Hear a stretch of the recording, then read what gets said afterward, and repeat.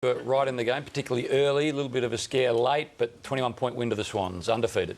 Yeah, they played very well, GWS, and actually probably cost themselves a real shot at winning their 4 points by not kicking straight. But Buddy, there's going to be quite a few Buddy highlights here. He played very well, kicked 5 goals, 5, and just like BJ does, slots it from inside the square. Broke a couple of tackles here, and Buddy had his absolute best. But I think with GWS, they've just got to get this bit right. How's that for a goal? Luke Parker falling over, just nails it.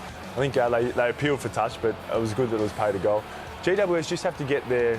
they won the contested possession. They kicked 3 goals, 13 to 10-6 in the first half. So they've just really got to get that goal kicking right. And obviously young players down there, we spoke about before with Trav Cloak and a couple of these guys, with Joe Danaher. They've got to make sure that they're kicking these goals and nailing their opportunities, because otherwise they had a real chance of winning the 4 points. But in the end, Sydney were too strong. This guy's going to be a good player, Steve Caniglau. Again, Buddy, doing it from absolutely everywhere. So, as I said, 5 goals, and Swans get away with a 21-point win.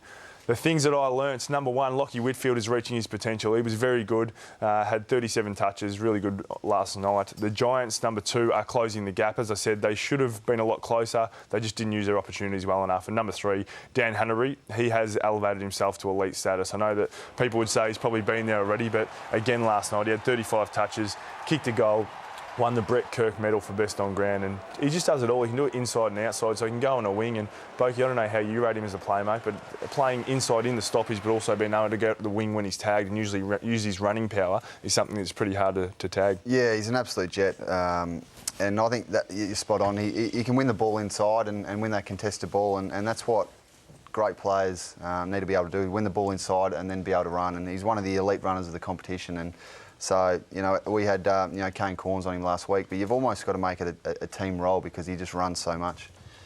Pokey, have a look at this. This is Luke Parker. We're just going to show you the goal again. How's this for quick thinking? Loses his feet. Wow. Yeah, that's ridiculous, yeah. Ridiculous. You see that more and more, players just pulling goals from nowhere. It's pretty crazy. Do you reckon the Giants are starting to make themselves known? Yeah, they are. They certainly are. They've got a quality list, and I think now they're bridging that gap between their worst and their best, and that's what you've got to do as a young side. I think you're always going to have that with young players, and now they're starting to get more games under their belt. They're starting to play a lot more quality footy. Would you like to wear a vest or play knee full, Maxie, at 35 years of age? I'd always like to wear the vest, but obviously we're talking about Adam Goodes. He had 20 and kicked 3 goals in a knee full, but that competition is a long way down from VFL or Sandful, so it's not a great standard of footy, but it's good for him to get a run around and make sure that he can actually get that fitness under his belt, but it's going to be asked about all year. So I think he's still going to be right. I'm sure that he had the conversation with Horse at the end of last year. They sat down and went through it all and went, what are we going to do here? Do you want to go on or not?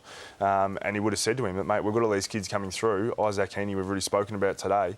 These guys are coming through and we've got to give them opportunity. So I think Goodsy, back half of the year, is still going to play some good footy for the Swans, and he's going to go a long way to them winning a premiership.